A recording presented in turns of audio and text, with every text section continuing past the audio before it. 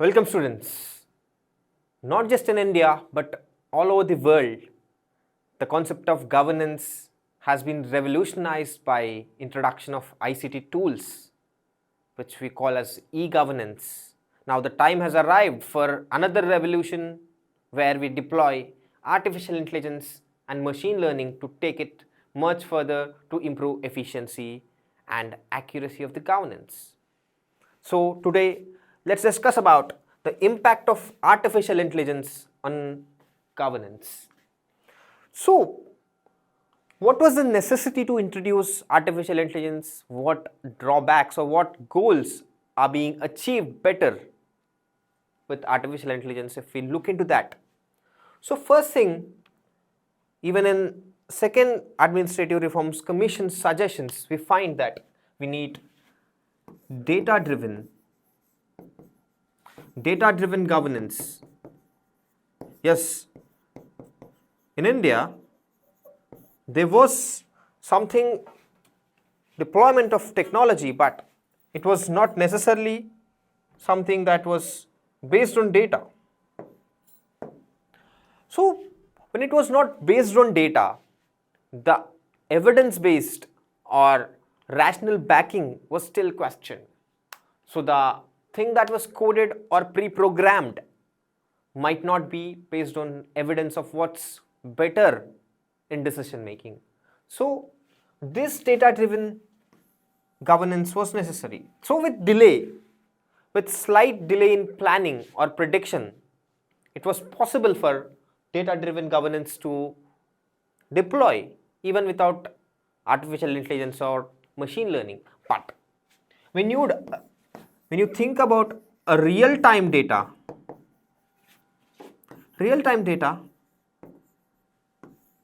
yes, with a real-time data necessity and real-time decision making that needs faster decision making, which is nothing but an impulsive but not inaccurate one. So you need real time, but the danger of real-time data processing was it might be impulsive with something that may go wrong. So the probability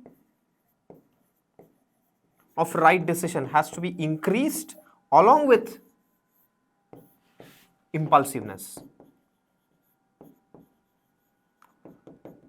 So that's the reason artificial intelligence was deployed, and it will give some solution that is as fast as impulsive decision, but the probability of going wrong is also in your favor. So if you understood this, so the problem of what e-governance, not the problem but the limitation of e-governance was overcame by deployment of artificial intelligence. Okay, if this is the case, then what can be applications of it? So imagine during disaster response and management, you need quick decision making because the delay time may create loss of lives and property huge, because to reduce delay time you need a lot of damage control to be done. So this reduction in delay time will help you manage disaster management better. So here deployment of AI will help you learn from past experiences and predict it better. So you will create some kind of predictive planning. So predictive planning is also a part of mitigation. So this is one way of doing it. And then there can be the game of patterns where patterns may repeat.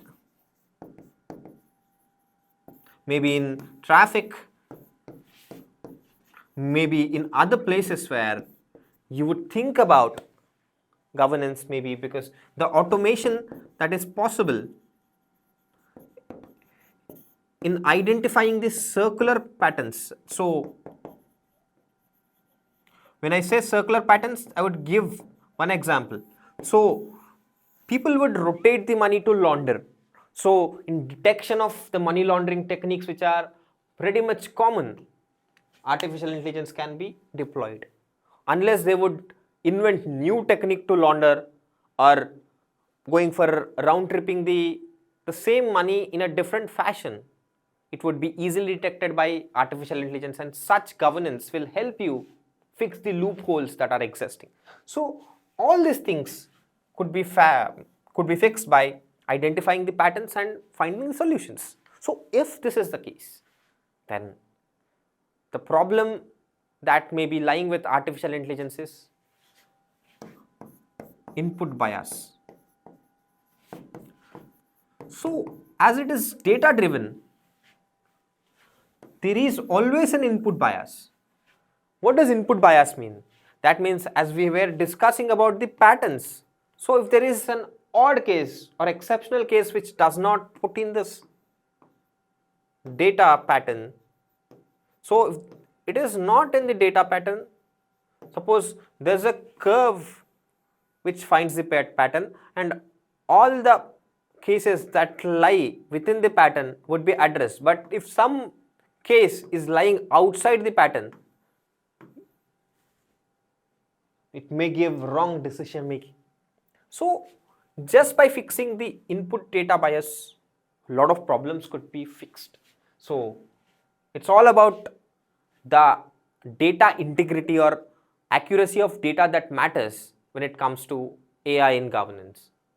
I mean, are we speaking just about governance in public administration? No, even the corporate governance gets impacted, because the hiring patterns and the decision making or behavioral analysis of customer in the corporate world, if deployed with artificial intelligence, it may hire people who are of similar patterns or who exactly fit in the groove, but it will impact the diversity of the workforce that are being hired, or diversity of customers could be ignored, because again the same thing is, despite the complex planning or complex machine learning analysis, the cognitive part of it can't be ignored, and there is always scope for one exception or two exceptions. Yes, we can't just discount the advantages of artificial intelligence in governance, but we need to be aware of the limitations and be ready for a human to exist to review the final decision. Now, one more thing that may go wrong is it may stereotype, because the data processing, so far we were discussing about input bias in the data patterns. Now, there may be bias even in the algorithm that has been given on how to analyze it. So this is the second one, but in the name of analyzing it is the privacy compromise, because the data that would be collected will be huge. Will that target the behavior or manipulate the behavior of a citizen in the country is another question. So it's always with any other technology, it was the case, and even today. Along with governance, you need a regulation to be robust. So it all depends on how fast a regulation evolves, because evolution of regulation should catch up the pace of artificial intelligence, because the technology always grows faster than regulation is what has been seen from the past experiences. We need to learn from them and ensure these problems of stereotyping, input bias, and algorithm processing bias to be addressed. If this is done, then it's a win-win case to deploy artificial intelligence in every aspect of governance and take the step forward from e-governance to AI governance.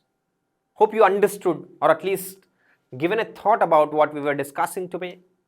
So if you are clear with this, we could move on to the next topics in the next coming days. Till the time I'm back with the topic that would be as intriguing as today's. It's time to bid adios. Thank you.